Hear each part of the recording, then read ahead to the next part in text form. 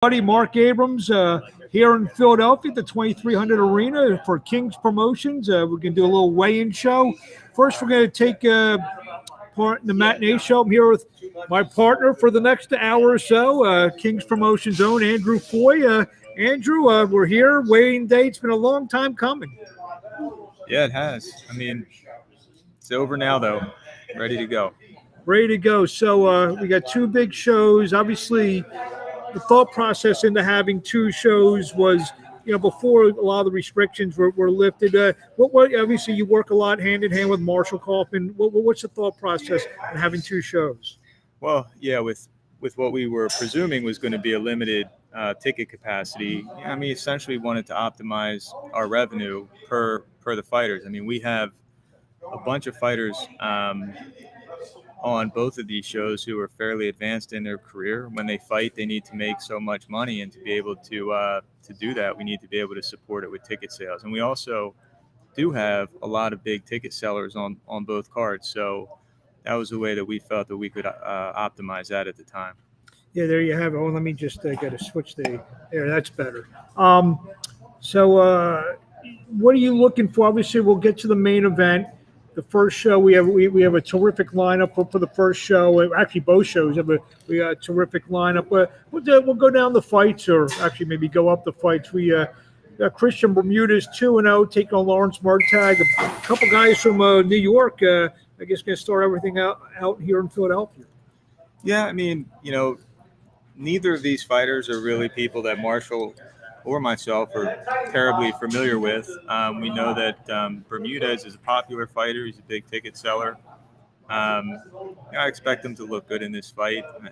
It's about the extent that either of us could probably tell you about it.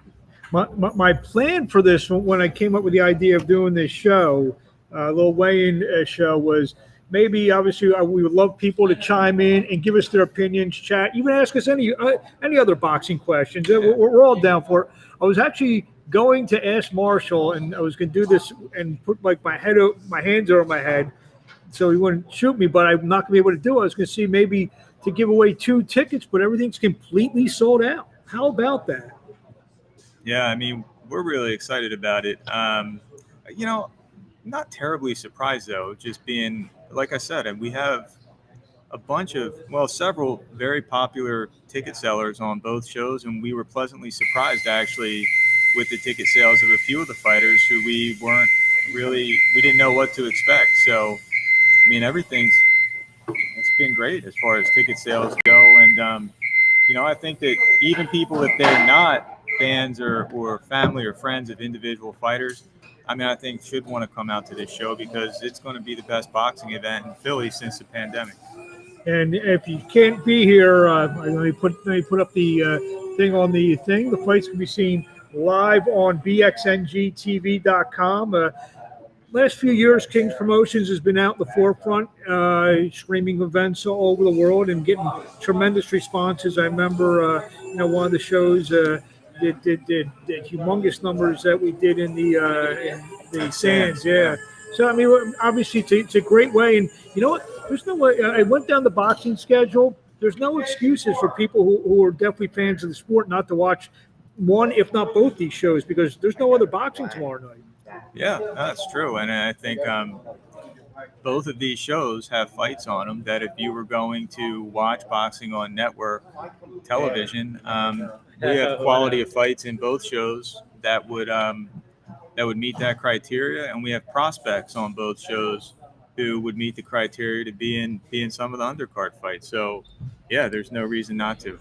So let's get back down to the fights itself. We talked about Bermudez and Murtaugh. I know Bermudez, he's aligned with Andre Rozier, who we see in a lot of corners of some major guys. Danny Jacobs for the longest time, his nephew Curtis Stevens for the longest time. Now Edgar Berlanga is one of the hottest names in the sport. We see him in the corner of Andre Rozier. So Andre, knowing him as long as I have, that's a long time. He doesn't just bring guys who he just, wants to pass the time with. Yeah, no, I mean, certain trainers, that they're not going to waste their time with certain level of fighters. And Andre Rozier is one of the most respected trainers in the United States. So, I mean, certainly this kid has a lot of talent, and there's people that are expecting big things from him. And we're excited to have him. I know. Speaking of, so you're good at this. You gave me a great segue. Talk about excitement. Your partner Marshall Kaufman can't stop raving about a kid named Kadir Albright who's be making his pro debut tomorrow night in a super lightweight for tomorrow afternoon, 3:00 Eastern time, in a super lightweight fight against Isaac Haynes. What can you tell the fans out there about Kadir Albright? I think this guy may be one of the best prospects, certainly in Pennsylvania, if not the East Coast and even the United States. A lot of people know that earlier this year we signed Atif Oberton. He's fought his first 2 fights on Premier Boxing Champions. A lot of people know who Atif Oberton is, given his experience in the national and international amateur level. I think this kid, Kadir Albright, actually is every bit as good. Obviously, I mean, they're not ever going to fight each other. They're nowhere near the weight or anything like that. But he's a little more under the radar. But I actually saw him fight in Philadelphia Golden Gloves probably 2 or 3 years ago. And it was not at a time when I was still promoting in Harrisburg and didn't have aspirations much beyond that at that point. But I just remember being extremely impressed by the guy and thinking that he was a big talent and he was going to go really far in the pro game. And then, when Marshall told me that we were going to sign him, I was really excited. He's the real deal. So this is a kid that, and I have not seen him fight. So this is a kid, like you said, when you were running your promotions, Titans promotions out of Harrisburg, that he was on your radar even back then. Well, no, I mean, he wasn't on my radar because I didn't really have any expectation to be trying to actively sign fighters, really outside of Harrisburg. But I was at a Golden Glove show in Philly to support a couple amateurs from my gym in Harrisburg at the time. And I just remember seeing him on the card. And, from my standpoint, he stole the show. I mean, he already, he had it all 3 years ago. Is this one of these like explosive type of fighters that I don't want to compare him to like Duran, but when you see explosion, you watch him fight. He kind of in that ilk. That's the type of fights that we'll see out of Kadir Albright. Yeah, I believe so. I think he's going to climb. He's going to climb pretty quickly. Okay. I mean, he has it all. So so we're only on the second fight, and that's. Sounds like it's worth it enough to watch this kid, because when this kid does make it to the higher, levels, fighting for regional titles, world titles, whatever, you can say, I saw his first fight, whether it was here at the 2300 Arena here in Philadelphia or on the screen on bxngtv.com. So, that's one of the great things about, the streaming services, and, you can see undercard fights and fighters that are on the way up, literally on the way up, taking their first steps. Yeah. And just another, thing about Kadir, he ended up surprising us being a huge ticket seller. We don't know what to expect out of a lot of guys when we sign him. And that was a real pleasant surprise, I'll say that. So he's got a ton of people that are going to be here in support for him tomorrow. And Arena will be rocking when he fights, and I expect he'll bring the fireworks. So let's move up the card a little bit. This is an interesting fight. Like I said, Marshall Kaufman, he's one of the few promoters, I say, who's like a real boxing guy, because he was a trainer, he was a manager, he was an amateur fighter.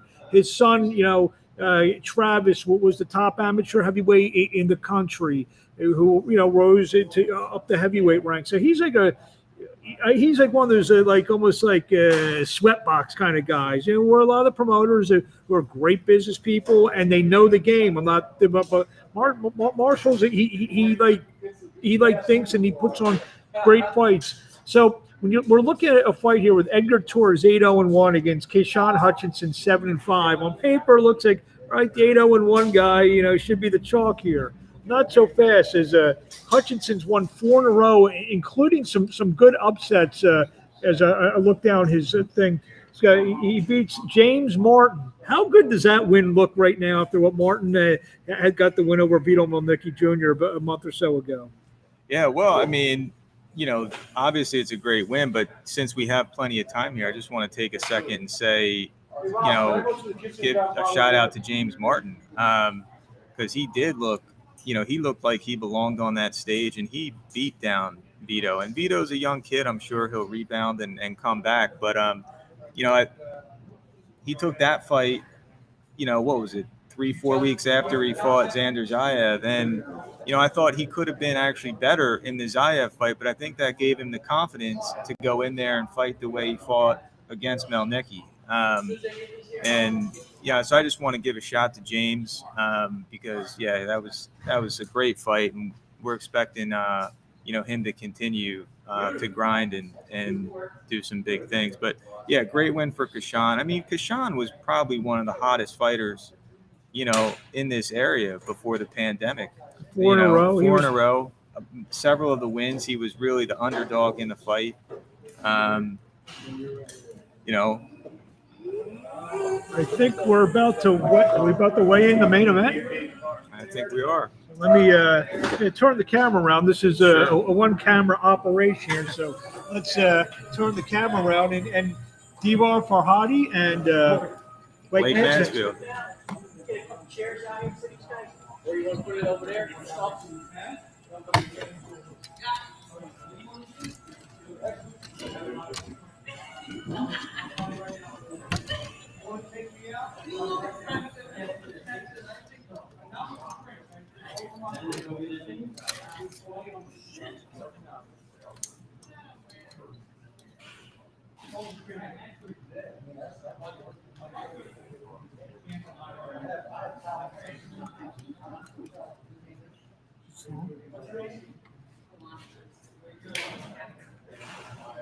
Blake, ready?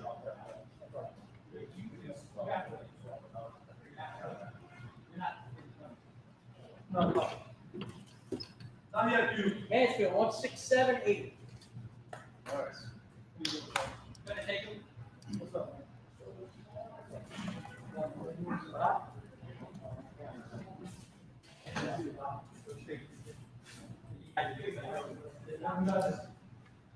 I'm 6, 7, 8. Beautiful. That's beautiful. Very good, guys. You want to face off for him? One on one side of the scale, one on the other.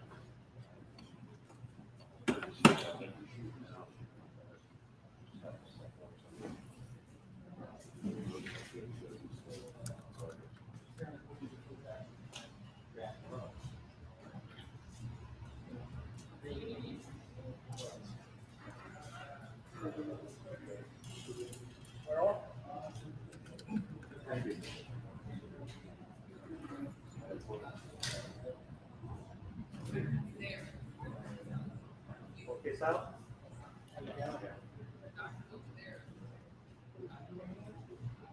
Devar.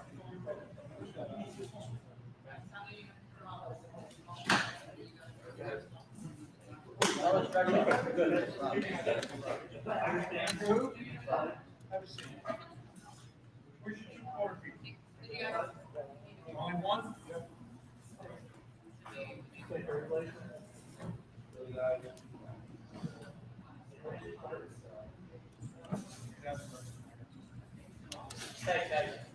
I see you tomorrow. I think you're moving it. There you go.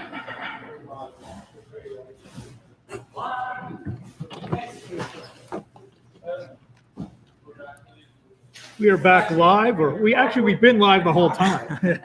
Why don't we talk about this last fight? We have to now. The best laid plans, right? But I mean, this is going to be a rocking main event. I can't wait to see it. The last time Blake fought Jamal Davis in Harrisburg, it was a war. I'm expecting really nothing less tomorrow afternoon, I guess, with him and Fehadi. Their styles really match up well. It's going to be an exciting fight. Both guys are just going to bring it to each other. So, I mean, and lots been made. Devar Fehadi, who's got a great story. There's going to be a big story out on ringtv.com sometime, I think, today. Joe Sanloquito got a chance to speak to him yesterday. He's an unbelievable story in many ways. He's from Iraq. He studied to become a doctor. I think he's a doctor already in Iraq. I think he's very close to being a doctor here in the United States. I think he's like one test away or something like that. And my wife's physician right next to me.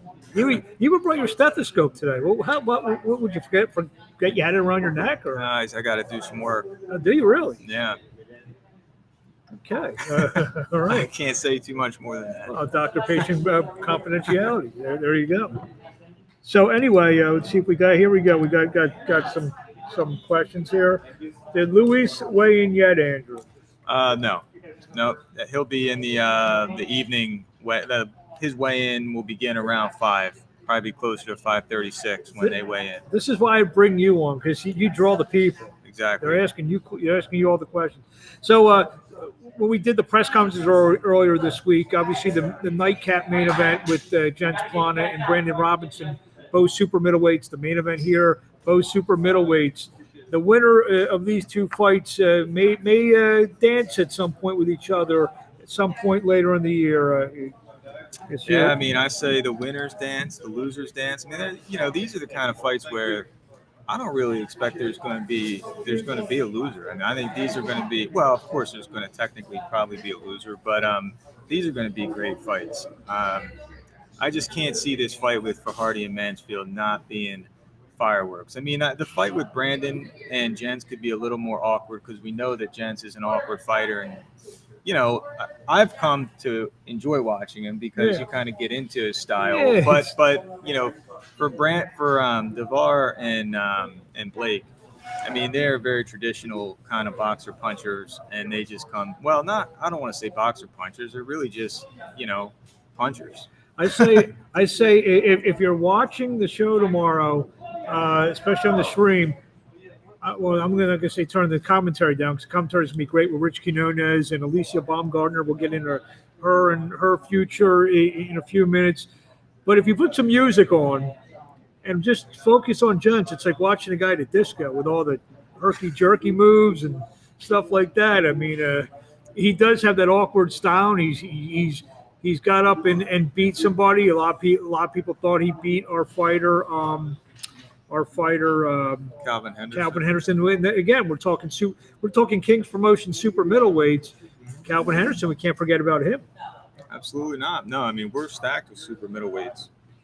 Yeah, again, Andrew, you're just drawing the people here. I may need to hire you full time. What's up with this? Yeah, I'll give you a good rate. You'll pay me.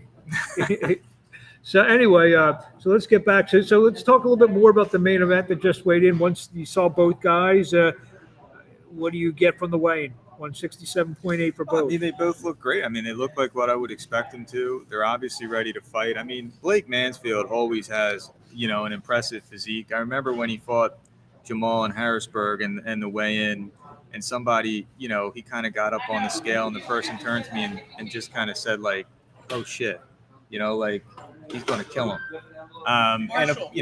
It was a great fight. I mean, that's what Blake looks like when he's in shape, and he's in great shape right now. Devar, a little bit of desperation. Not only desperation, but maybe back up against the wall for Blake. Would you say it a little bit like that? He's getting this main event. He's lost a couple fights. Now he's getting this main event, gets an undefeated guy, a guy who's been impressive, and Devar's been impressive the couple times that we've seen him, especially the last fight we saw him up here. A win can eliminate a lot of losses and whatnot for Blake Mansfield. Can really kind of catapult him. Yeah, I mean, I think if he were to win this fight, he puts himself in a position now. I think obviously to fight the winner of the 8 o'clock main event, but also to get himself back into some network fights. I mean, sometimes you can only have so many, losses and be able to get on those sorts of cards. But with a win over, an 8-0 prospect like this, I mean, he put himself right back in that mix for some good money fights, I think. There you go. So let's get back to the card here. Maybe we'll see here. But so we didn't get done talking about Hutchinson and Torres. So we talked about Hutchinson on a roll, 4 in a row. James Martin, a couple other good quality wins. Taking on a kid named Edgar Torres, 8-0 and 1-4 knockouts from Woodbridge, Virginia. It's on paper, you see the 8-0 and 1 guy, but Keyshawn Hutchinson, he's a guy who hangs in with anybody.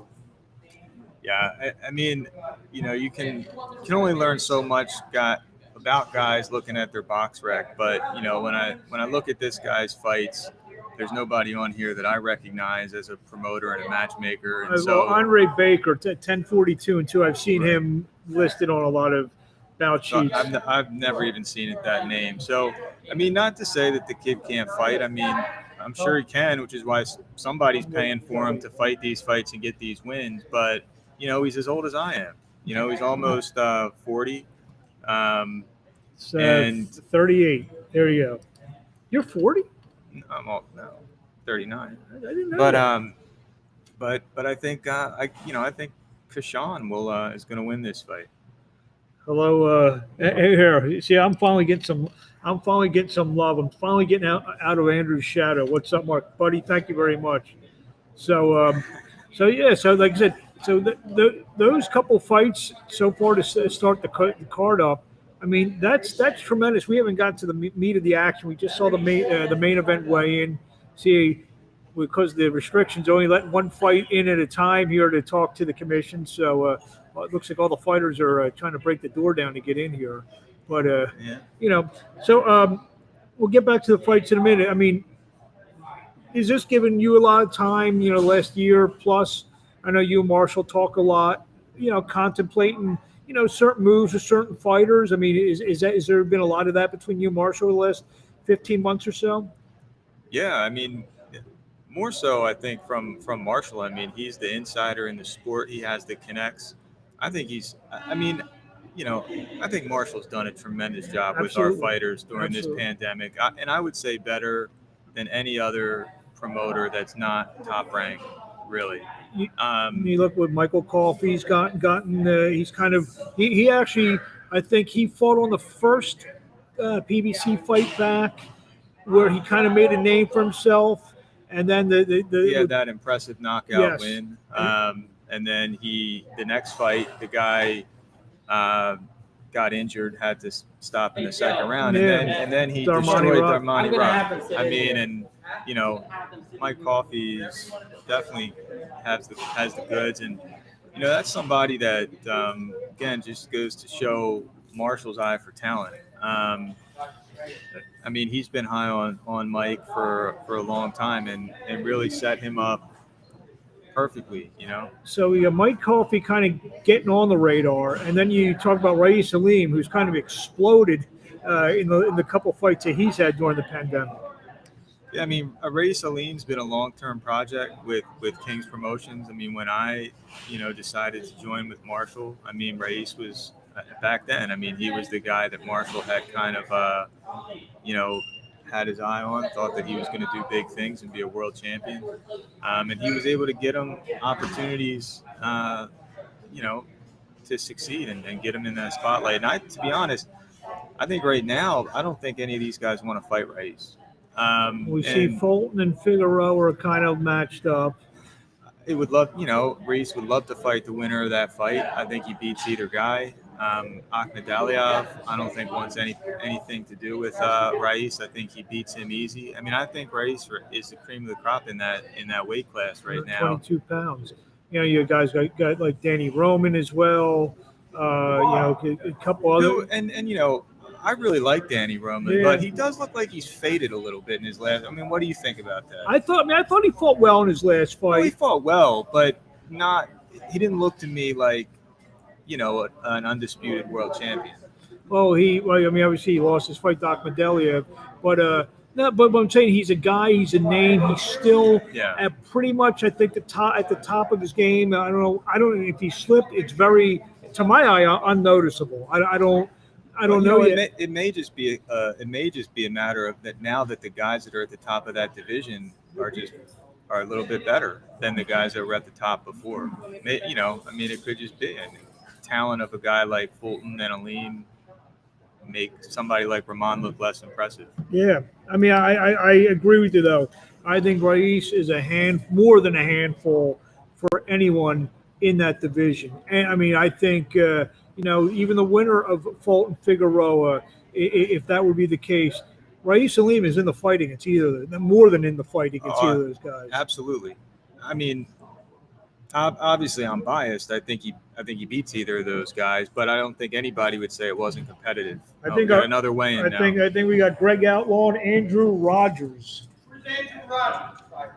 You're the fighter, right? If you're done, come and see me. If you're done with him. If you're done with him.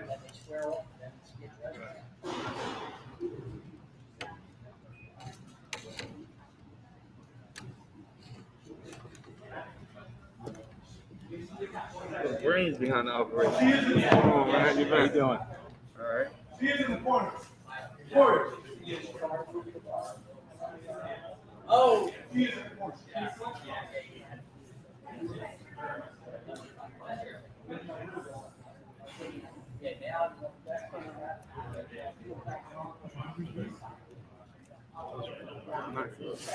I think they said he's with the doctor.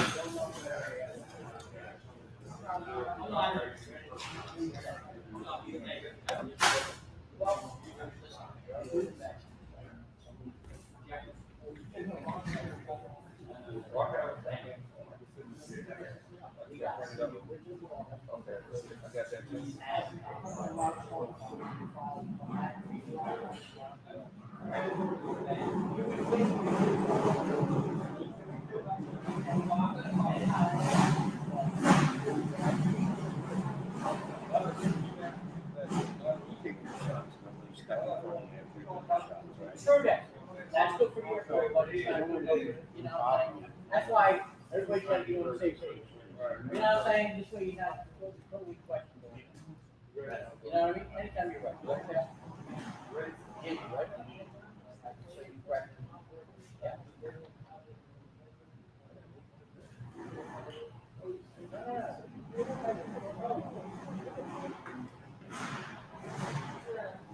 Yeah, then you go square. 141-2. Hey, the fangs in there. Rich grills and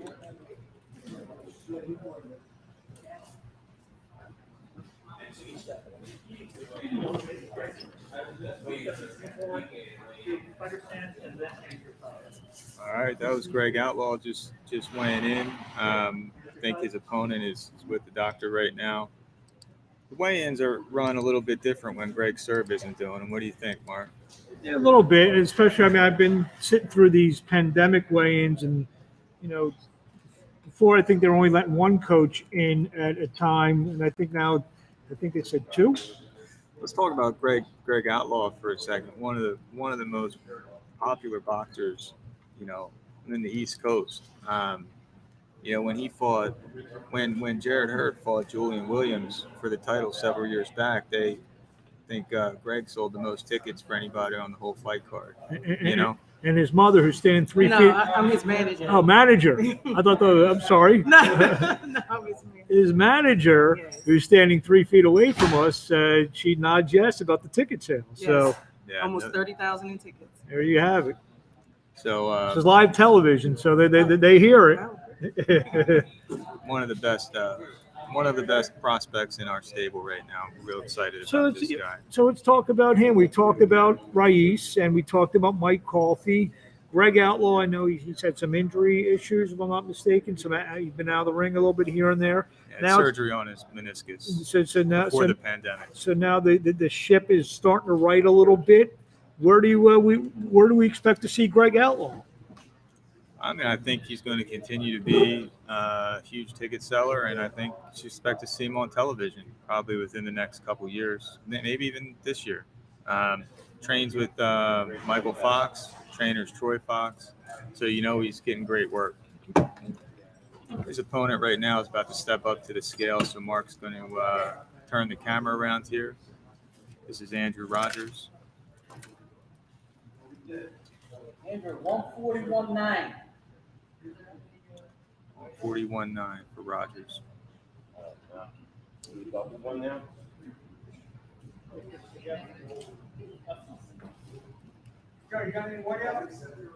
Yeah, okay. Oh, yeah.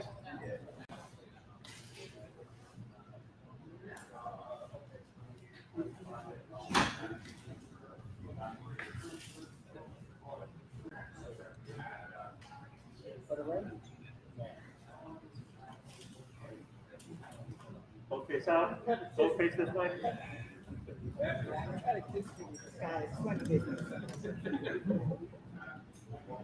Get ready for Vegas. Stop. Next call. Like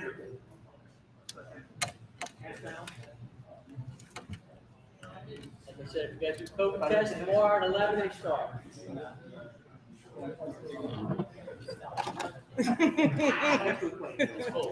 That got intense, Mark. Without muscle like Marshall or I behind the face-offs now to break these up. Hopefully, we don't have any of that today. Our man Frank Bartolini, who we will see here tomorrow, one of the great reporter. What's the name of it? It's a USA Boxing News, I believe. Frank.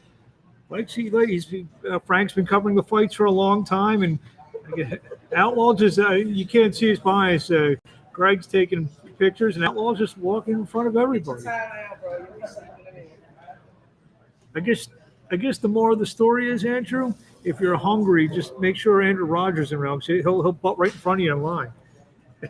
This is going to be a good fight, Greg. This is one of those ones where the record can be a bit deceiving.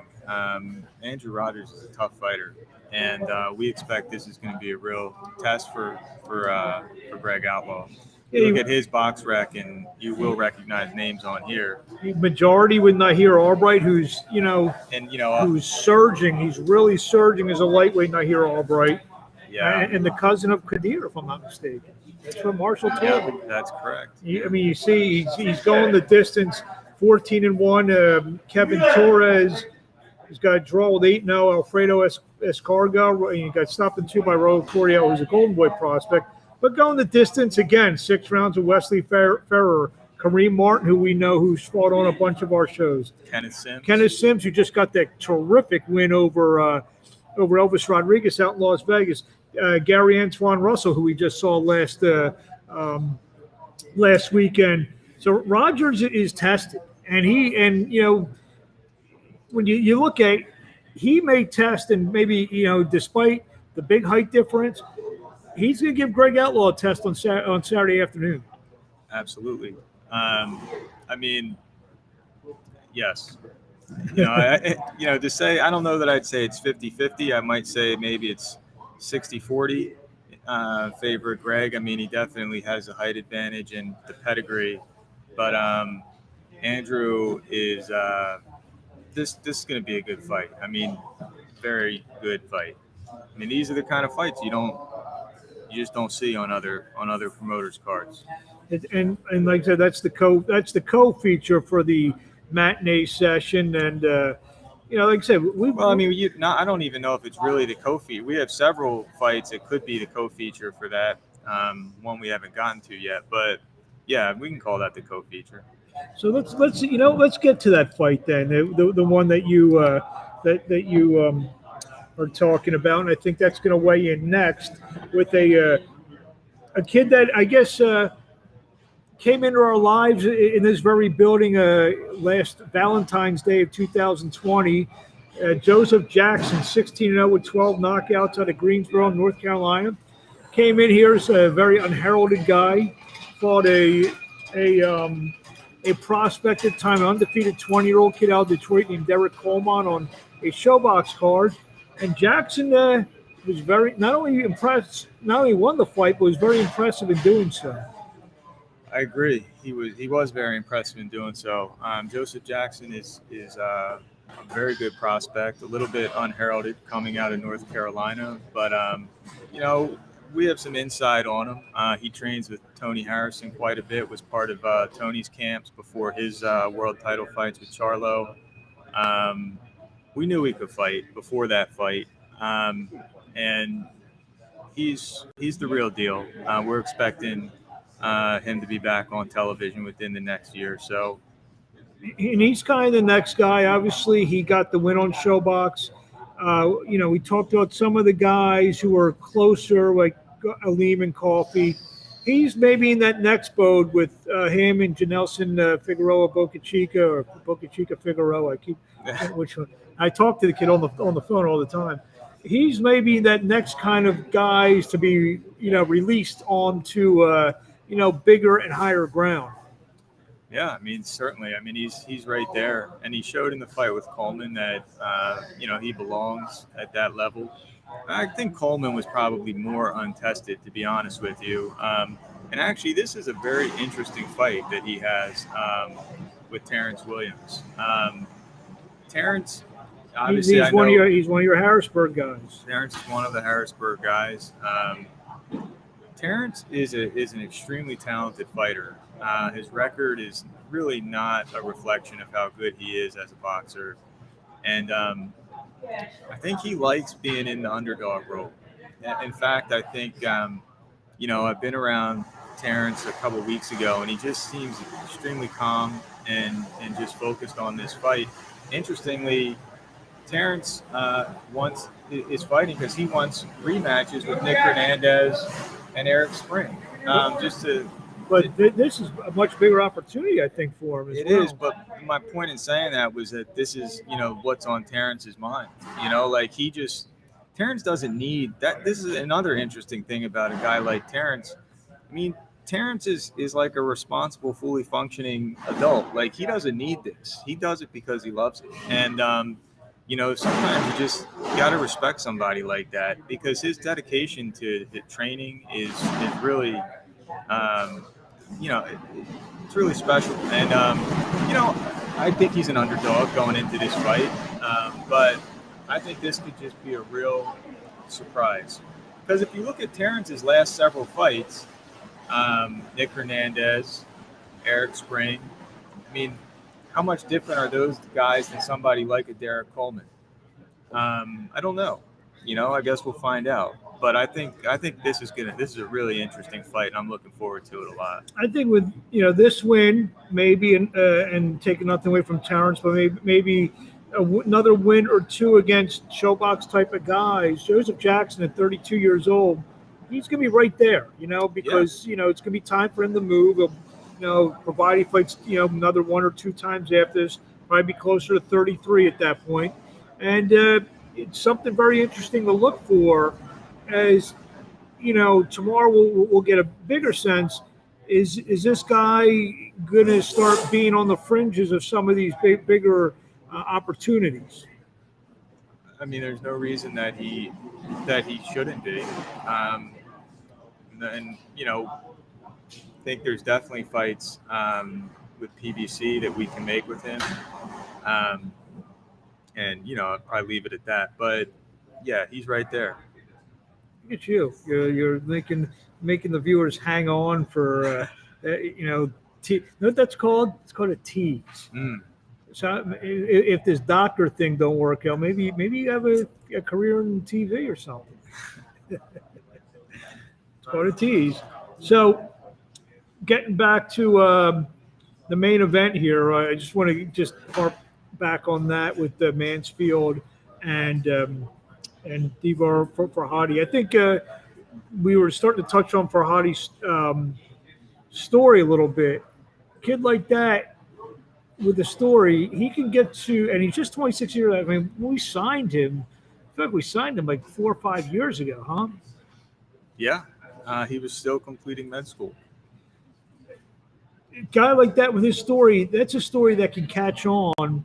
And, I'm not saying he's going to be a crossover fighter where, Nike and all these other, big companies be throwing endorsements at him. But what I'm saying is he's a guy who can capture the imagination a little bit of the boxing fans and such, to where people will remember who he is because not only is he a doctor, he's very well spoken. As I wish we were able to sit down and talk to some of these guys before on the show. That's going to happen as soon as everyone feels comfortable doing this. You're the medical guy. When do you think that'll be safe for everyone to do that? Well, I think it would be safe right now, Well- but it's not. Unfortunately, it's not my decision. Why but don't they defer to you? I don't know, Mark. I got to leave that one at that too. So who we have, Wayne? I think we This got is Terrance Williams this here. Terrance Williams here. We'll turn the camera around and see what Terrance Williams weighs.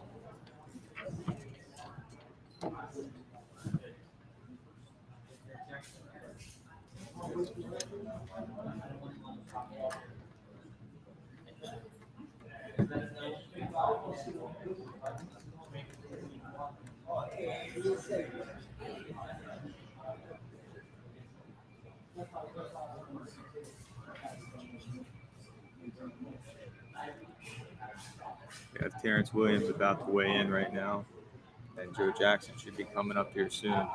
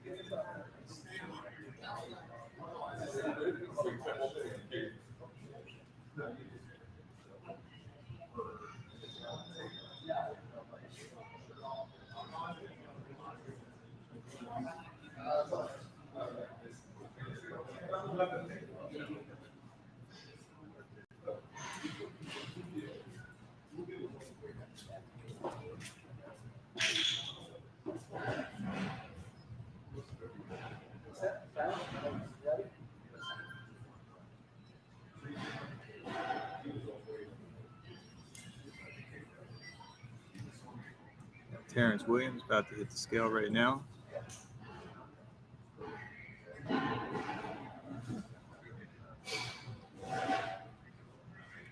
$156. 156.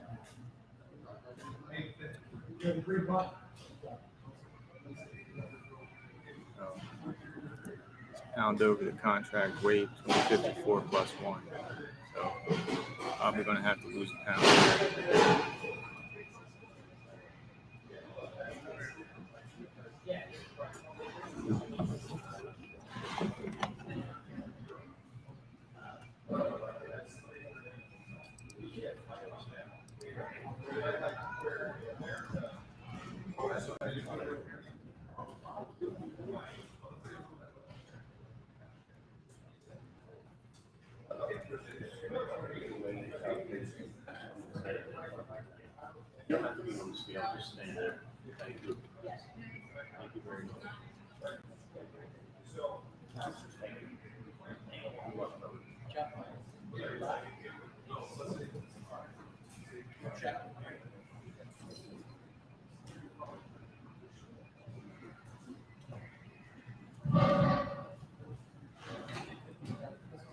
Got the aforementioned Joseph Jackson. He's making his way towards the scale.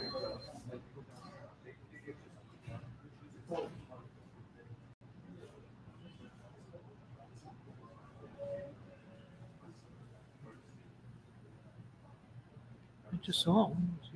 He was right there.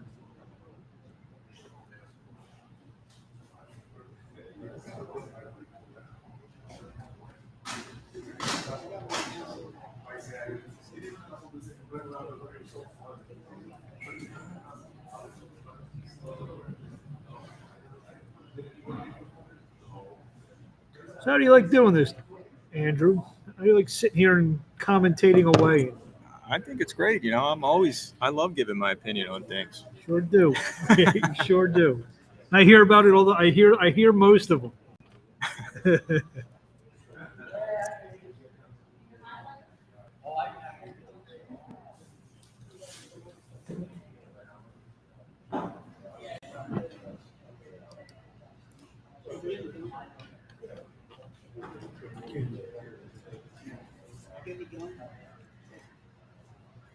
It's in my.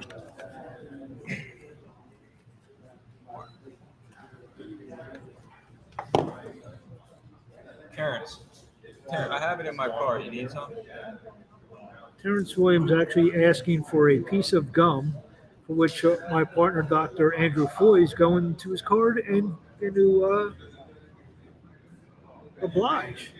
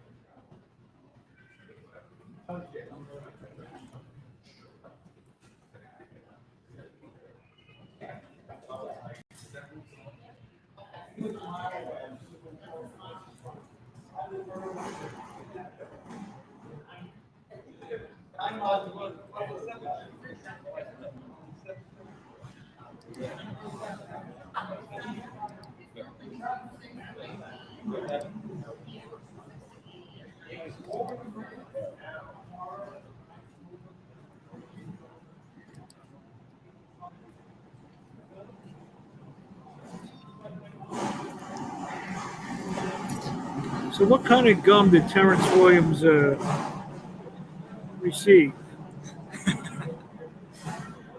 Trident. There you go. Whatever works. He just stuck in his mouth right on camera. He's going to spit out 1 pound right now. So there's a method to this. Yeah, come on, Mark. Okay. Haven't you ever cut weight before? Look at me. The only thing I ever cut was a slice of pizza and put it in my mouth.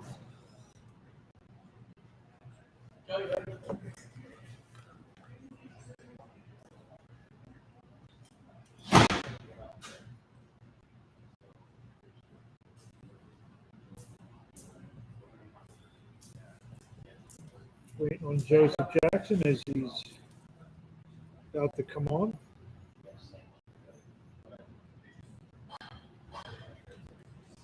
Edgar Torres. Hold on. Yeah, hold on. Let's get them out of the way first. Once they square off and all like that, then I'll come back to you. All the way from Greensboro, North Carolina, Joseph Jackson. Get that right, Joe.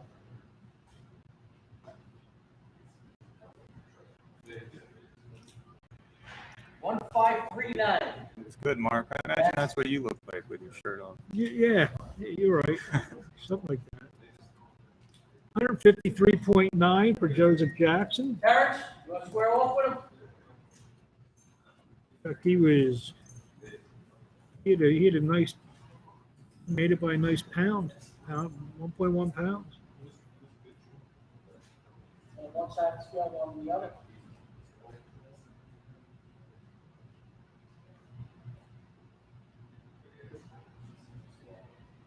Barrel.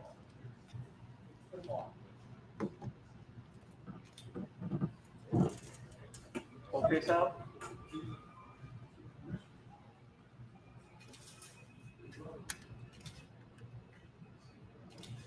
Thanks, guys. Thanks, guys. Joe, that's down and then fight.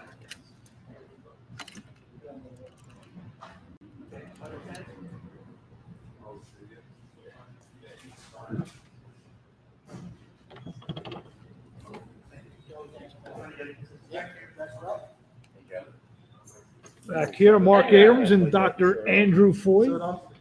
I almost said ringside. So I usually say we're back here ringside, but we're in the bowels of the 2300 arena in the back, doing this weigh-in. Tomorrow, like I said, 11 starts go. This beats doing paperwork at a weigh-in, doesn't It does, yeah. it? Joseph Jackson, nice to meet you too. First fighters come over and shook our hands. At least we're feeling acknowledged now. You know, everybody knows who you are, Mark. They just know me because I know we Maybe true. got all these people watching all over the world. Well, I want to get some comments. What do you like? What are you looking forward to seeing tomorrow night?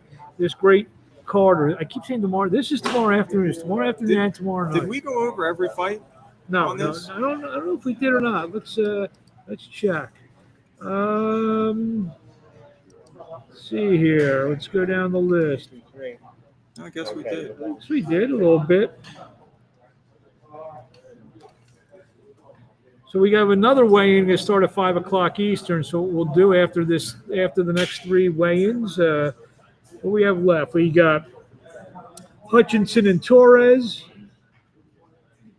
So we've done 4. So we just have 2. I don't know. We got to do Bermudez and Murtag,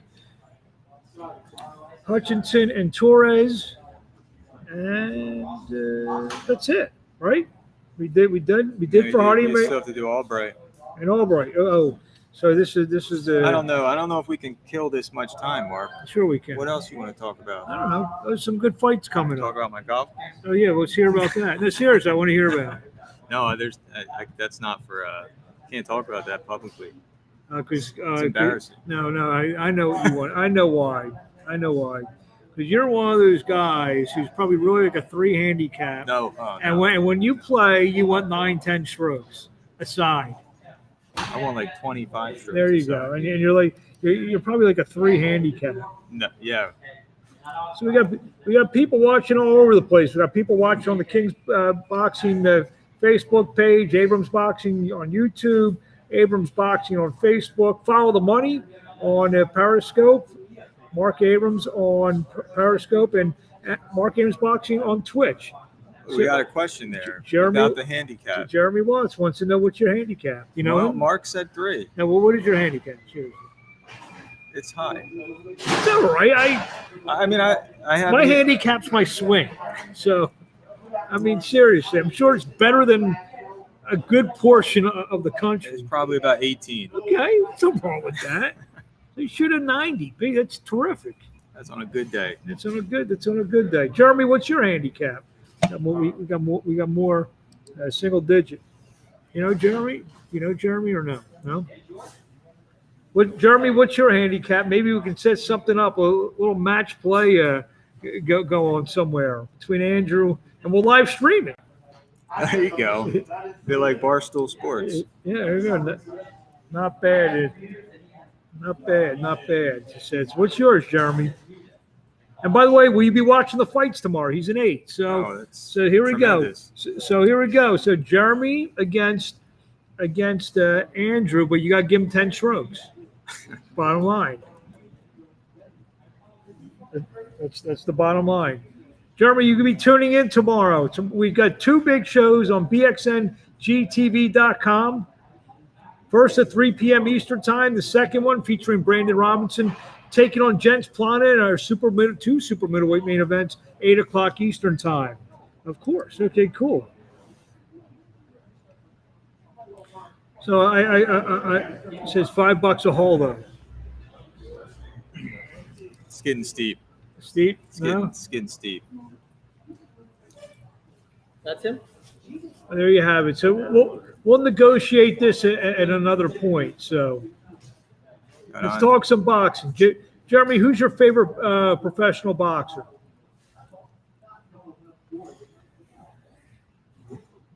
Says I'll give you 5.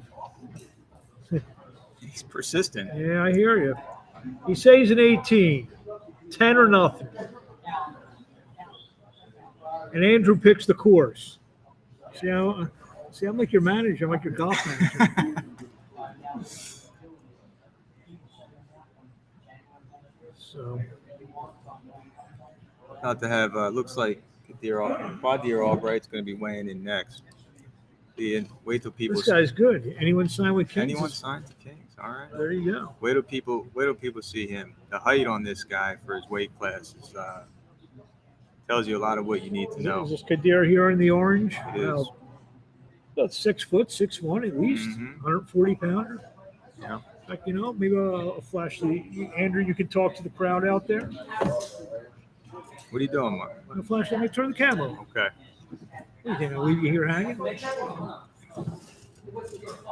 right, we're going to turn the camera now. Looks like Devar Albright. Hopefully, he's going to be weighing in. I don't know if he's weighing in quite yet.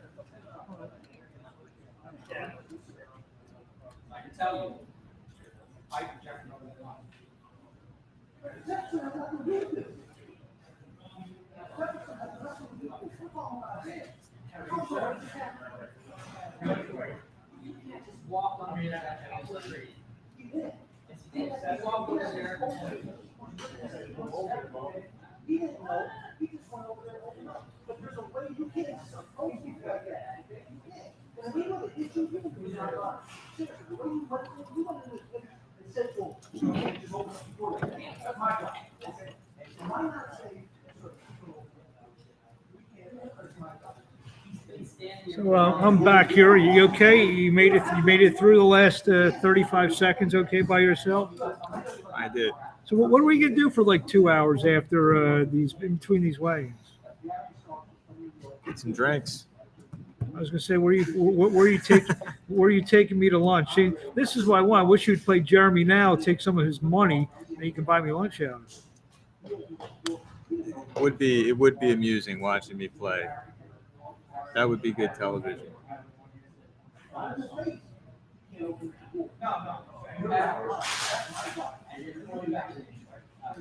Just answering some texts while we wait. Got the camera right now on Devar Albright. How tall are you? Why don't we have him come over, Mark? I mean, if you can, I actually have a third. Why don't you give him mine and you interview him? You want to sit down? Come on. Come here. Oh.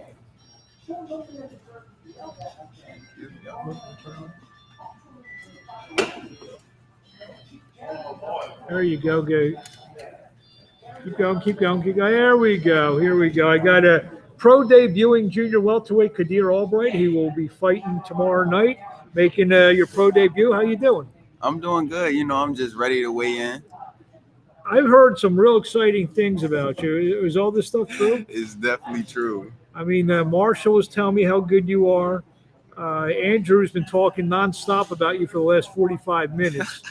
And so tell us a little about yourself. How many amateur fights? I had about 60-something amateur fights. And I then- was about 56-13. And did you fight anyone in the amateurs we would have heard of, known? Have you heard of Steven Galliano? Yeah, of course we have. Yeah, I fought him in the Nationals. In fact, this gentleman over here, I believe, manages Steven Galliano. This one over here, Oh, okay. Adam Glenn. Yeah, that's a good friend of mine now. Adam, who produces everything for BXNGTV.com. You got people watching on the screen or what tomorrow? Yep. Do they know where to go? BXNGTV.com? BXNGTV.com. There you go. So from what Andrew and Marshall tell me, that you fight pretty explosive. Yeah, I could do everything. I could box. I could sit there and bang. My defense is slick. I could really do it all for real. And I'm a puncher. And most importantly, I'm like probably the biggest at this weight class. So let me ask you a question. If I need to go to the bathroom or need to get a drink during your work. You're going to miss the fight. No, yeah. That's what I'm saying. Yeah. So don't go to the refrigerator. Don't go nowhere. Yeah. Had a popcorn ready. So is that put all seriousness aside, all kidding aside, does that put pressure on yourself to, when you want to, you're saying you're going to knock a guy out in the first round? Right? No, it doesn't put pressure on me. It gets me excited. Now, someone told me your cousin's with Nahir Albright, Yes, yes. That's my and he's been on a roll lately too. Yeah. So Mhm. he's actually he must be he was a guy. He was 6'7" He's not only knocking guys out, he's blasting them out. Yeah, yeah. He moved down in weight now. So what's he been watching your fights? Is that what it is? I passed him down a not- couple things. Nahir's my guy. So. Yeah. You know anything about this opponent you're fighting on tomorrow afternoon? I don't know nothing about him. I just know he's from New York. To make it extra special to be able to fight a guy from New York and maybe beat on him a little bit? Yeah, for sure, definitely. What who are your boxing influences? The guys that you like or My boxing influences, Roy Jones Jr., one of my favorites. Floyd, Jerron Ennis. You know, I was in camp with him, so it's just good being around that type of fighter, you know, how getting to much experience. how much do you learn in a fight like that? In a fight like what? I mean, not a fight like that in a camp like that. Oh, you learn a lot. You learn a lot just being around them type of fighters. I'm around all pros, getting the best work, sparring all elite pros. You know, I've been doing it since I was young, though. I sparred Tevin Farmer, Charles Conwell. I sparred Jerron Boots Ennis, Steven Ortiz. You know, I've been in there with all the big names. So yeah, I know Conwell's he's been sparring a lot and been in camp with Boots a lot. Yeah. So you're getting both that work Yeah. on the same day? Oh, no, not the same No, day. I'm saying maybe you do 2-3 rounds of this guy, 2-3 rounds of that guy. Yeah. So what? I mean, how much being in camp and fighting and sparring those guys? You want me to turn the camera? Turn the camera. Who we got weighing in? We got Wayne. You know, you want to do some commentary on this weigh-in with me or Sure, what? yeah, we could do some commentary. There on we this go. weekend. He's a big personality. I'm trying to. I'm also trying to. You know how many commentators I've spawned into big roles? No, I said seriously, I have. So who we got? This is Torres weighing in. What weight they fighting at? I believe these guys are fighting around welterweight, if I'm not mistaken. Oh, all right.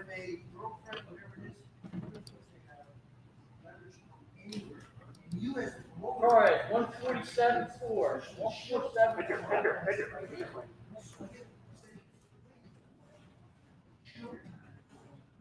Torres, 147.4 pounds.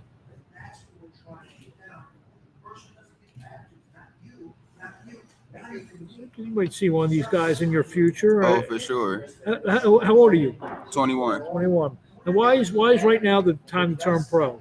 Right now is the time. I was thinking about turning pro anyway in 2020 after the Golden Gloves, but you know, COVID came. I made it to the finals. COVID came. I couldn't finish it out. They said they was ending the Golden Gloves. So I said, you know, might as well just turn pro. I was going to fight the last national in December, but they moved it all the way up until this year. So I just felt as though this was the perfect time. So he's be fighting Kayshawn Hutchinson as Edgar Torres. And you know Kayshawn all from writing? I heard of him before. Yeah, he fought a friend of mine. He fought James Martin. I was also in camp with him. Okay. He's got a big win over James Martin. Yeah, but James Martin just got a big win over Vito. Sure did.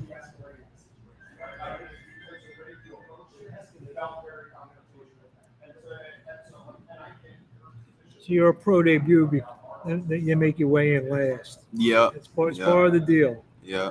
It's not too bad though. You know, getting down to this weight wasn't really that hard. Still feel energized.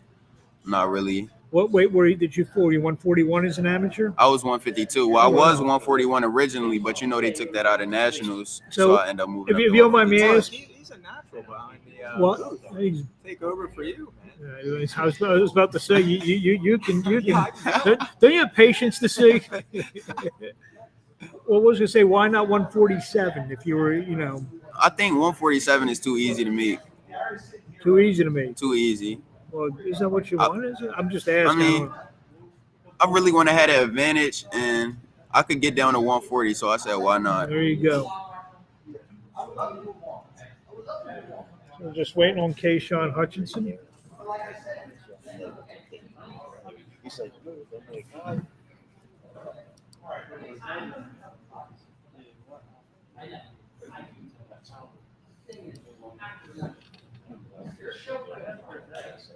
So what's it like to turn pro? In a great fight town like Philadelphia. Oh, it's gonna be amazing. You know, I got my whole hometown behind me.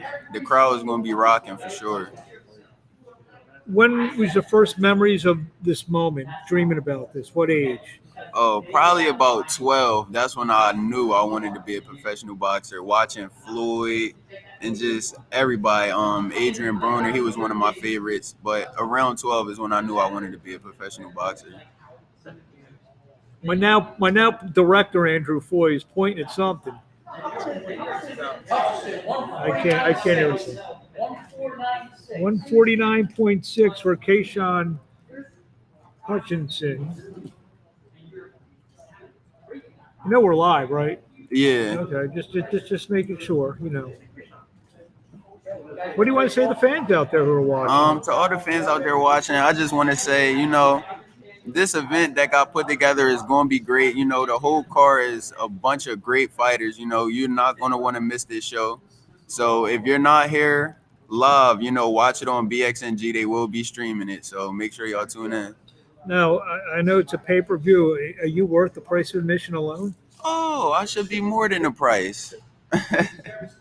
But, yeah, it's definitely worth the price. Y'all going to get what y'all paid for sure. A lot of action-packed fights.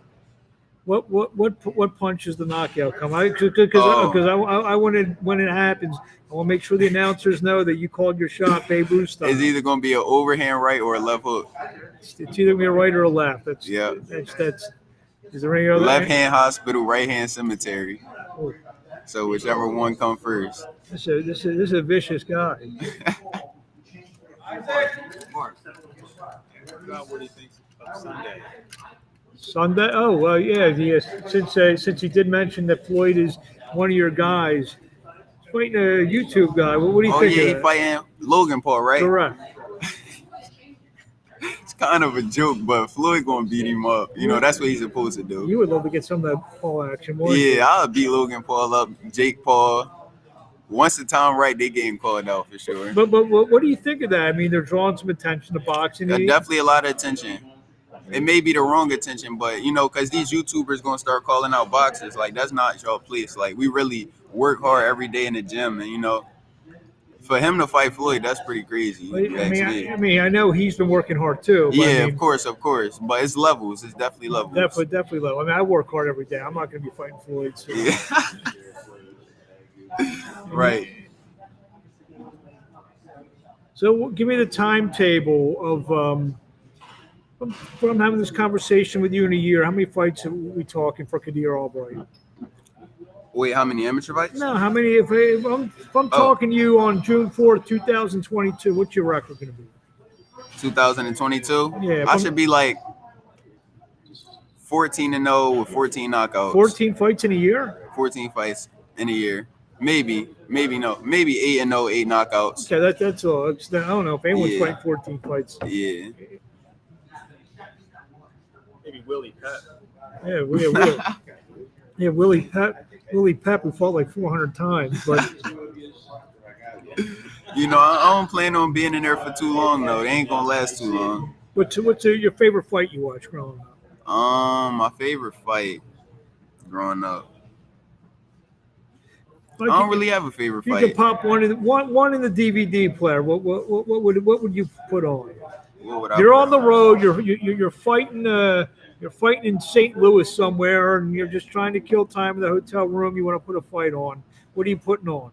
I would probably just put on Floyd highlights or Roy Jones Jr. highlights. Probably not a specific fight. I just like looking at all different fights in one and just steal different things from every fight. Who would you say you resemblance? Yeah. I would probably say Roy Jones Jr. the most. What about him? I just like his style. He's slick, just up and down with everything, and he fast. There you go. What got you interested in boxing as a young kid? My cousin, Nair Albright, actually. Okay. I bet you one thing though. You can't sing like Nair. Oh no, he got that. You cannot sing like him. He got that for sure. If I see you singing the national anthem, I'm walking out of here tomorrow. We could duet it one time. No. A little duo. Calm down now.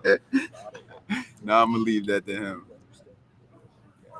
So Do you have a prospective second fight lined up or a date? Not yet. Yeah. Everything goes as expected tomorrow. You looking to come back July, August? Or, Yep. July, August. Yep, for sure. And you feel, even though you're still just 21 years old, you can be moved pretty fast, or? Yes, I feel as though I can still be moved pretty fast. Definitely. So what do you like? What do you like to do outside of boxing when you're not boxing? Outside of boxing, you know, I'm a YouTuber, a TikToker. You know, I got 200,000 followers on TikTok. So That's why you want to fight Logan. So, I haven't reached the TikTok level. What do you do on TikTok? I don't even know. I'm a pretty boy on there. Basically, I just post any type videos Apparently, and the girls go crazy. Apparently, you haven't looked in the mirror much, have you? Apparently, no. Yeah, you know, I just go on there and do stuff. The girls go. What do you do that makes a girl goes crazy? All I gotta do is take a video and they gonna go crazy. Dr. Foy, what do you think of this guy? I don't know about TikTok. I don't know about that stuff either. You got 200,000 followers? Yeah. How that happen? Actually, woo, now you're Albright. So you're riding off his coattails then. So he was like, yeah, you know, I think you would do good on TikTok. You know, you got the pretty boy looks and all that. Well, he's Pretty Boy Woo. Yeah, so I need who to are take you? his name over. No, but who are you? I'm Savage C4. Oh man. And this kid hasn't even turned. Andrew, this guy hasn't even turned pro yet. When this kid's like 15, 18, and 0, we're not going to be able to stay in the same room as him, dude. That's why it was great signing, you know. So you signed with King's Promotions. Talk about going through that whole process. The process, it was pretty simple. You know, my coach Rasheem Jefferson, he been knew about Marshall. So it was just, they had met up when James Martin had fought, and you know, my coach was telling him like, yeah, we got this fighter for you, Quadir Albright. Like, he's a really good fighter. He told Marshall believed in his word, and we here now. You know, I think this is the best promotion for me. We a team now, and we about to get it lit. Suppose I told you Joshua Fat Ortiz is watching. He's shouting you out a little bit. Oh yeah, that's my guy. You know, we was in camp together too. I sparred him a couple times. You know, that's my guy. It's unbelievable. I need some of these followers. How do I live off of you a little bit? You know, we just gotta be around more. You on Instagram? Yeah, I'm on Instagram. I'm on Instagram at Real Savage C4. What how many followers you have on Instagram? Think about 18,000. Yeah, I got like 960. What the hell? I'm on every day. I'm doing interviews. You joined our press conference the other night, and you did well. You did very good on that. Thank I you. must say that. I think I tagged you in it, didn't I? I'm not sure. On Instagram, I think you may have liked it or something.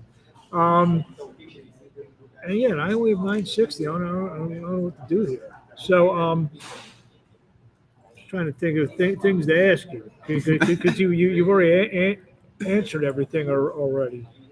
I don't know. Who's your favorite artist to listen to? My favorite artist, beside your cousin. Probably Little Baby. You heard of Little Baby before? No. You heard of Lil Durk? No. None of them. Or These new kids. You ever hear of the Rolling Stones? Nah, I never heard of them. They're It's past so my even. time. So what are you trying to say? I'm old? Nah, not really. Nah, the Rolling Stones. Bruce Springsteen. You ever hear that guy? Nah. The farthest I could probably go back.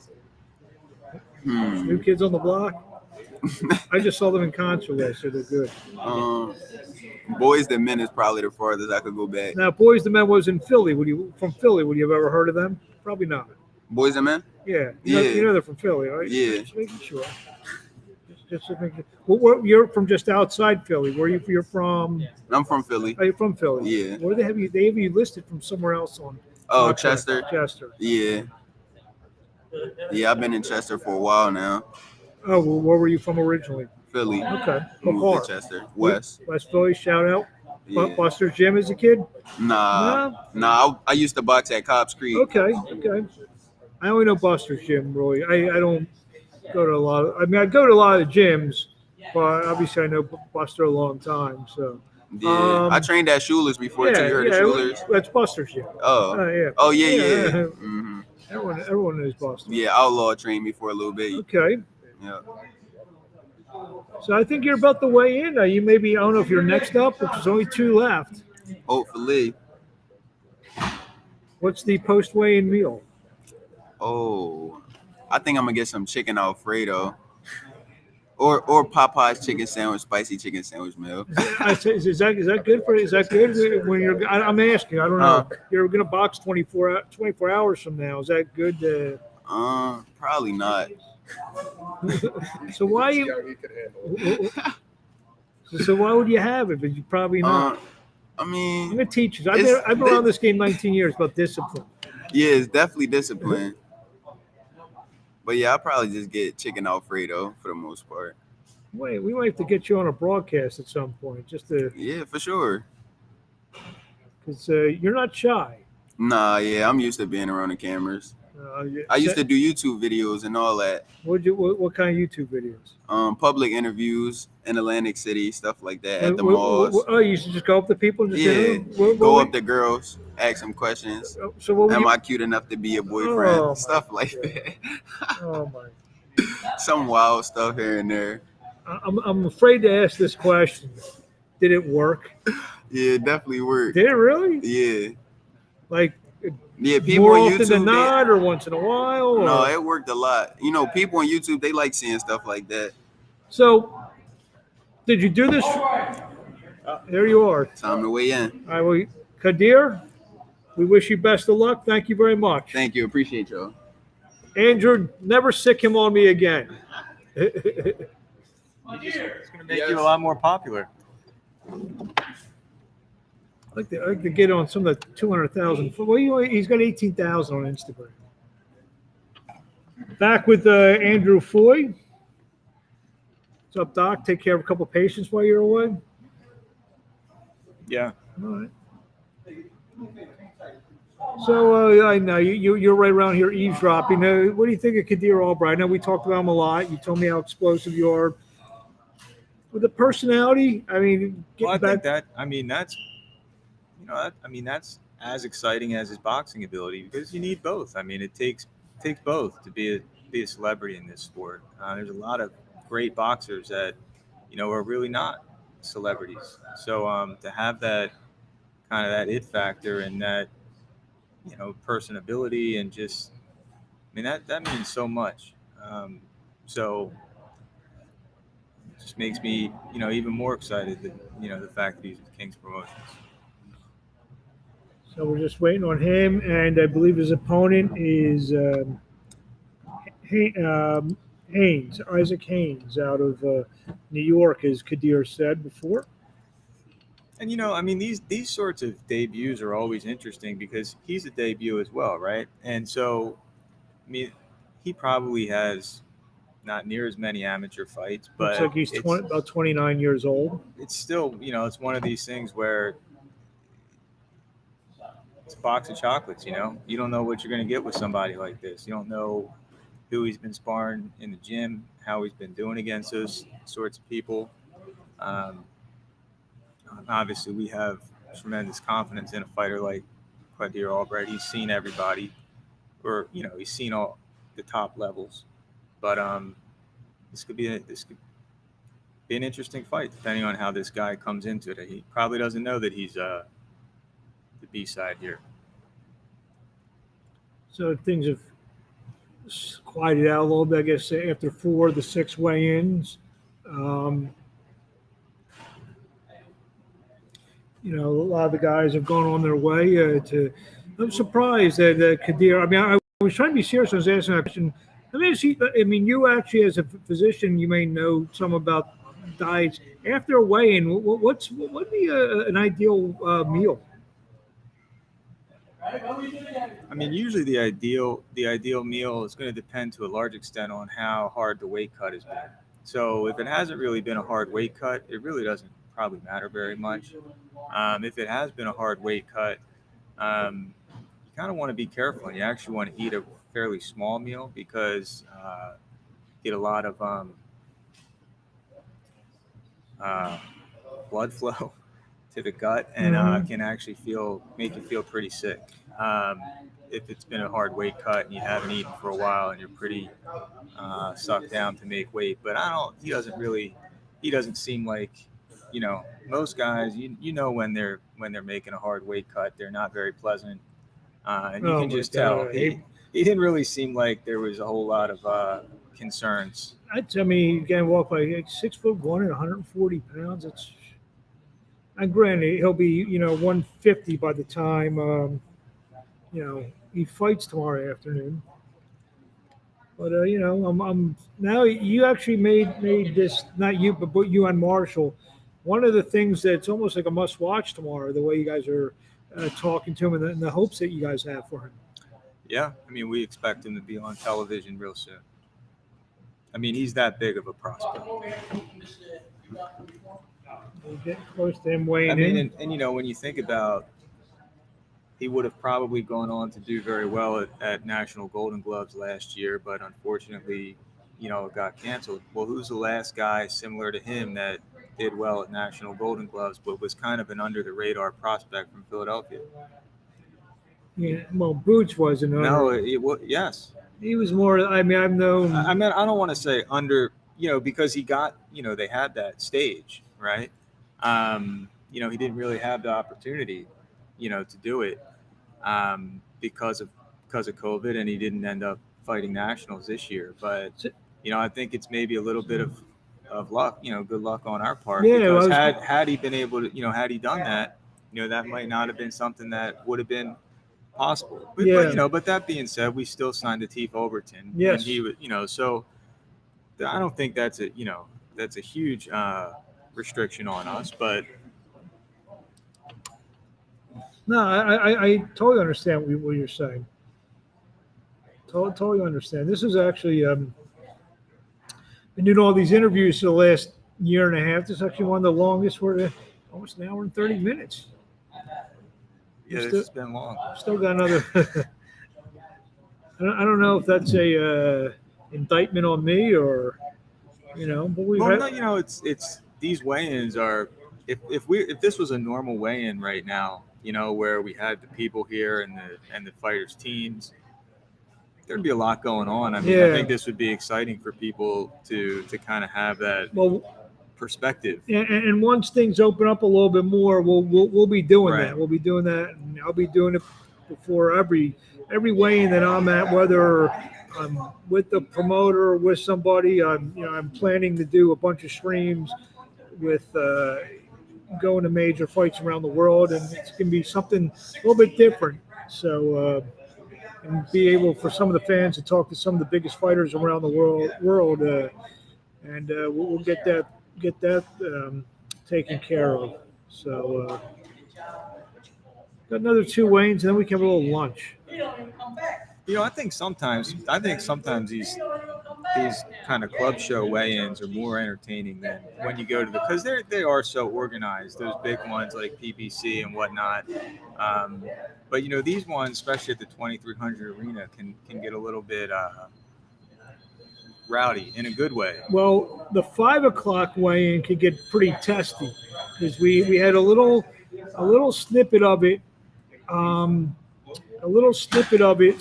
Wednesday night when we did our press conference with Jens Plana and Brandon Robinson, and obviously they had some words for each other.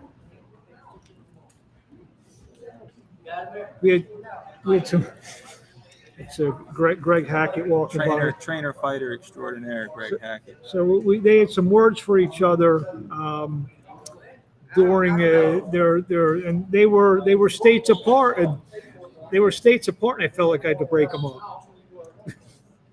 Yeah, I mean, I think at the weigh-in it'll be more subdued just because of how few people are allowed in right now. But Jens is going to be confident. Let's see if wonder if we can get the boss in here for a minute. Is that possible? What do you think? Well, he's walking by us. So. Yeah, walk that far. I don't know where he walked to. That's the only place, unless he went to the bathroom. Who's that? Let's see. Let's see if Marshall will grace us with his presence for a minute or two. Hey! I grace you with my presence. Hey! Get you over here. We're in. Here's two dozen stock. Come right in. We just got shot down by Marshall. Then we got one more, so like 3 o'clock. Let's Then we'll do the same thing. All right, Marshall, the second shift. Let him come in. It's too hot out here. Listen, I agree with you 100%. What do you want to think? Guys are trying to make weight. You want to stand out. I agree 100%. And listen, it's not like everything's closed up. Everything's opened up.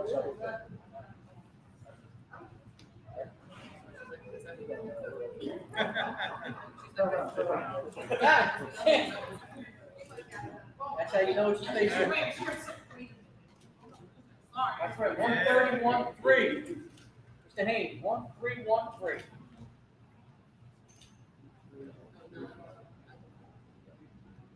Hey, how you so lucky? Take some pictures. That's that darn sun, man. You ain't Say saying 1313. Isaac Haynes weighs in at 131.3. 131.9. Fights at 140. Albright seeing the doctor right now. You don't see that very often, Mark. no. This isn't a fight I'd want to go in 9 pounds underweight for. And listen, it takes a while, so you definitely want to come in on time. Yeah, get yourself.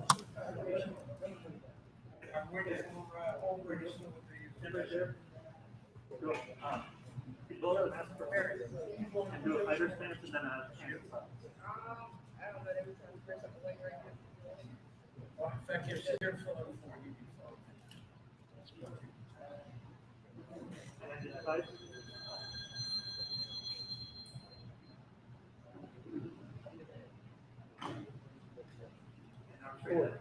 So let him get out. Let me get some control.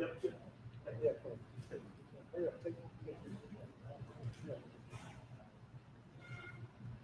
Yes, I'm sure they are.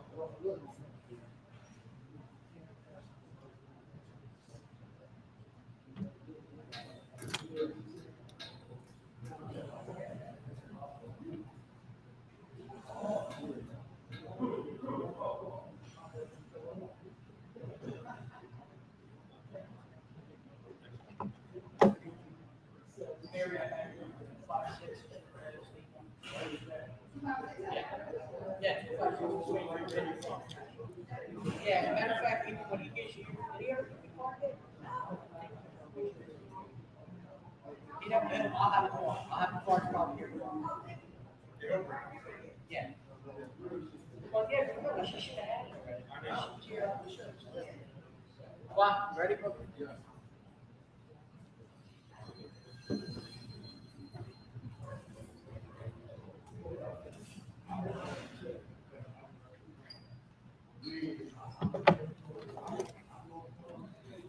Next on the scale is my real co-host, Kadir Albright. My more talented co-host.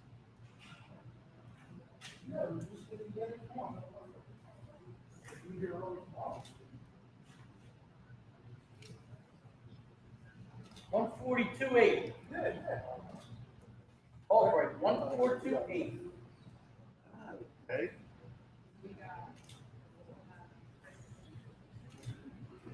So as of right now, we have an 11.5 pound weight advantage for Kadir Albright.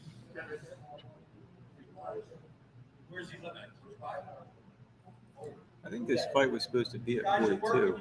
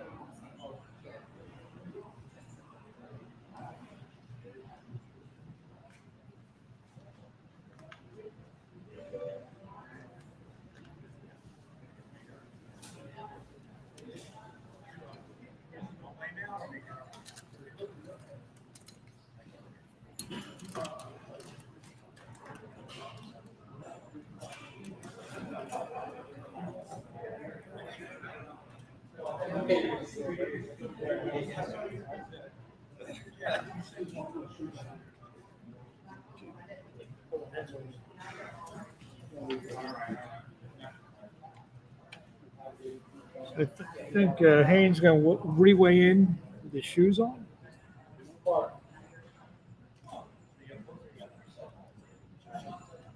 137. 137. Good. 137. That guy's going to square off. How do you say that one? He heard him.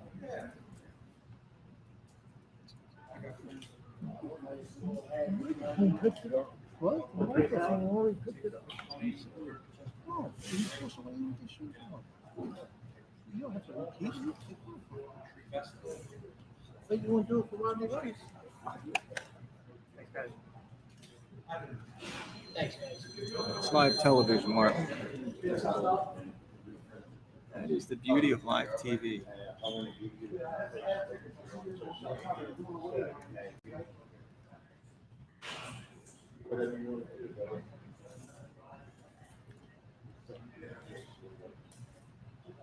Still on camera. Murtaugh, corner. Good enough. Stay right there. Who's with you? You have Nolan. I already got this information. Right? Who else are you with? No, so you got. So you are with. So we have one more weigh-in to go.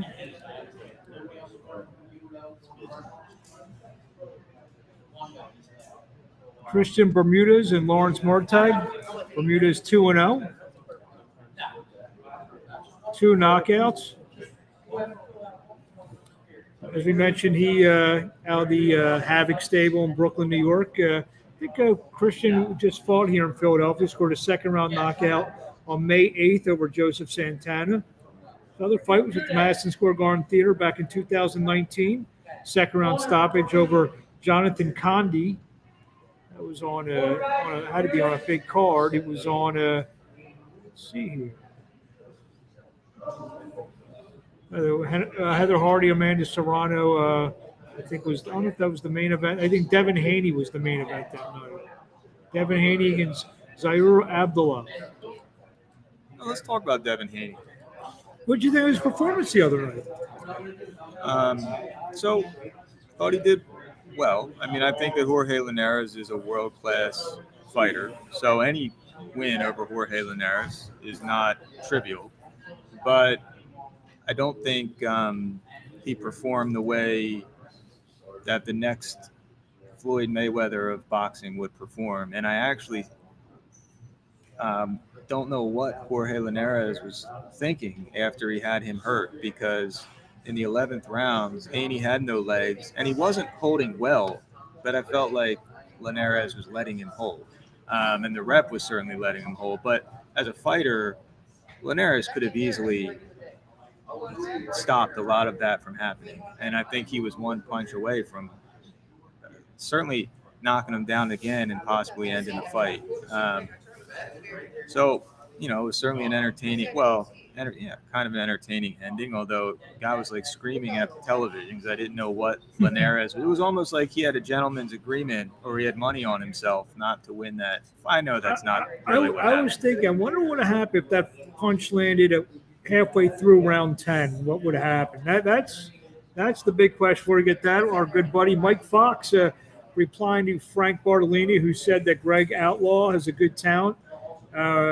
Mike Fox saying that Greg Outlaw trains with a good team. He would say that, wouldn't he? Well, I mean, it is a good team. Or else he wouldn't get dinner tonight, probably. Mike, are you coming? Mike, are you coming to the fights tomorrow? Let us know, Mike, if you're coming to the fights tomorrow. Definitely a good team. I mean, Mike and his brother both. Montez and Father Troy, the trainer. Yep. I mean, it's a boxing family. Ramblin' Ralph Velez to join us. He's in Miami. He works with the Floyd Mayweather Mayweather Promotions. There's some ring announcing and some commentary. It's only the Good to have you tuning in, Ralph. Yeah. Guess you'll be handling the undercard Sunday night with the Logan Paul fight against Floyd Mayweather. Appreciate it. You too. Good luck on Sunday. Should be fun. Mike Fox answering us. Oh, he's in Las Vegas training with Tank Davis. Fortunately, came Mrs. Fight. That's interesting. It's some good news. Obviously, he's fighting. Tank Davis fighting a tall guy, Mario Barrios. Why not bring up a tall guy like Mike Fox? It's good. Good work for both guys. Makes a lot of sense. Yeah. So that's some good information that Mike and good stuff out from Mike Fox. You're welcome. You're welcome, Ralph. Have a good show. Have a good show Sunday. We'll be watching. Let me ask. Maybe Ralph may know this. Are any of the undercards being streamed anywhere? Maybe Ralph can answer that. I was wondering, say, some of Mayweather's top young prospects will be on the show. Top young prospects will be on the show, so I want to check a couple of those guys out. So maybe Ralph can grace us with some information, just like Mike Fox just graced us with some information. So Get the inside scoop here.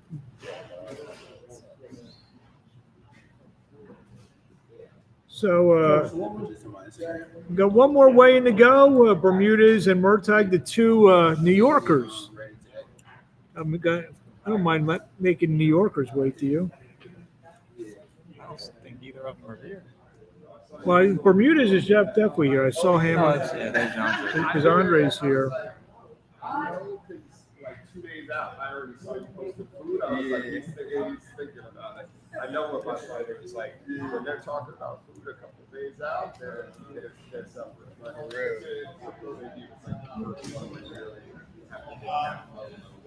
Just one more, and then we can put you out of your misery.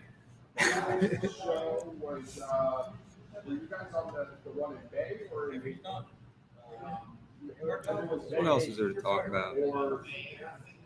Got some good fights coming. Wilder Fury 3 for the lineal heavyweight championship of the world and the WBC championship of the world. What are your thoughts? I think Fury's very live in this fight. A lot of people are sleeping on him. You mean Wilder? That's what I mean. Yeah, A lot of people are sleeping on him, I think. I don't know. I guess it's hard. I was, high on Wilder before the first Fury fight. I still felt pretty good about him afterwards. I thought he got dominated pretty handily in that last fight. It's hard for me to imagine, what he would do to necessarily turn the table on something like that. I suppose it could have been an off night. Who the hell knows? I mean, a lot of weird excuses were made, which also kind of detract from, I think, just detract from him in general. I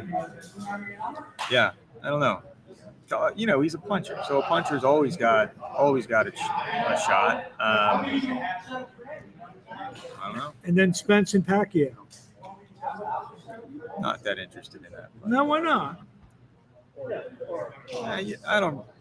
I A guy am. like Pacquiao's had a great career. I don't want to see him go out. How many more good fights does he have left in him? Well, maybe he's got one more. He only needs to have one more. I think that fight with Thurman would have been a great way for him to go out. And I mean, Thurman was a great opponent for him to fight, given that he wasn't very strong. Well, I don't want to say he wasn't strong, but he wasn't the top of that division. Was coming off an injury. It looked terrible, not terrible, but he didn't look like a world beater in his kind of tune-up for that fight. I forget who he fought, but I just remember thinking, it doesn't look like the Keith Thurman who fought Sean Porter. Yeah. And it was kind of the perfect fight for Pacquiao to kind of get one more good chance, and he made the most of it and he looked great.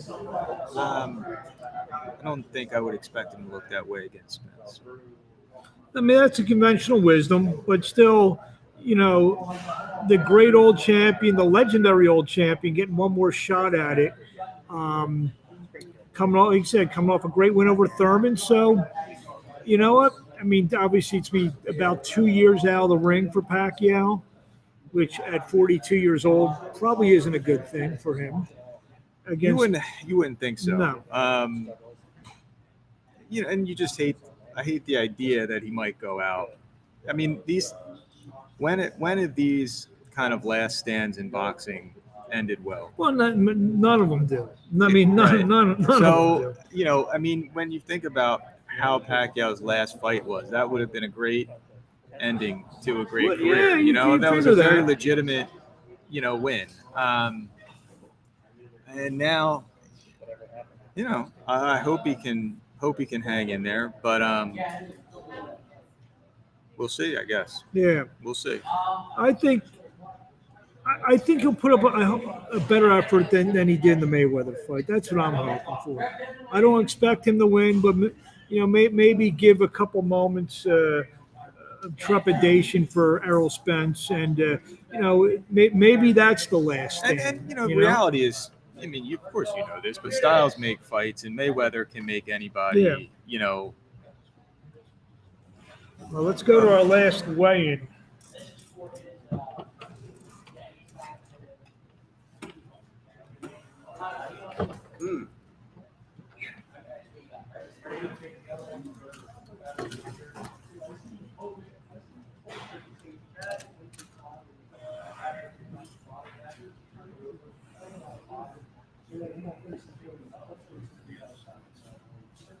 Mr. Bermudez. Where do you go? Bermudez, come on over, bub. Mr. Berthold, you're first.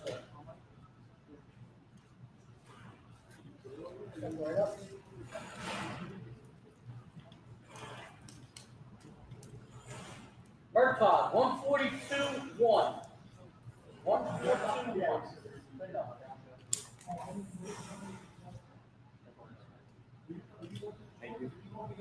Keep your shirt off. Yep, get ready to squeal off, all right? So we can come home. Mr. Bermudez. That's all we need, James.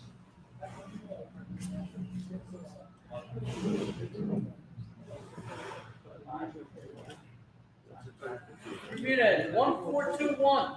Excellent job, guys.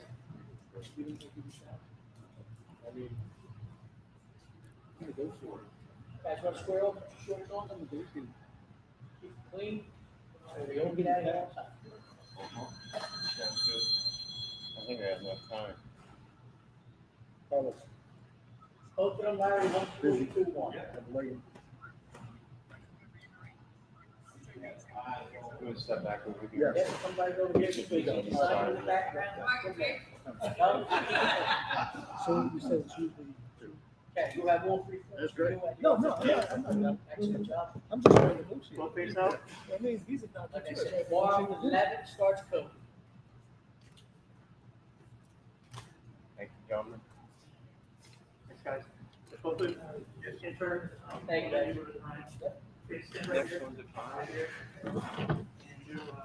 Well, Andrew, we are finally come to the conclusion of our. Let's finish that last conversation because I think it's a good one to have. I mean, you bring up a good point. Well, maybe I brought up the point. I don't actually remember. But styles do make fights. Me, but okay. Mayweather, can negate most styles, particularly, a puncher, pressure fighter like Pacquiao. That's a style that he's always, handled his whole career. That's not Spence's fight, and so Spence is more of a traditional boxer puncher. Somebody, depending on the energy level of Pacquiao for this fight, he could get to somebody like Spence. I mean, Porter certainly did. Porter certainly got to him. It's hard to imagine how even strong Manny would be for this weight, and how big of a welterweight Spence is. But I guess maybe I talked myself into being a little more interested in it. Thank you, Mark. There you go. Thanks, Mark. They should give me half of your pay-per-view money when you buy it on July 24th. Oh, that's Fury Wilder's July 24th, August 21st. Andre Rozier comes over and says hello. Yes, sir. There he goes. Well, All right. We'll see you guys back for the second weigh-in, probably a little bit after 5 o'clock Eastern. Enjoy your lunch, dinner, or depending on where you're at, maybe a late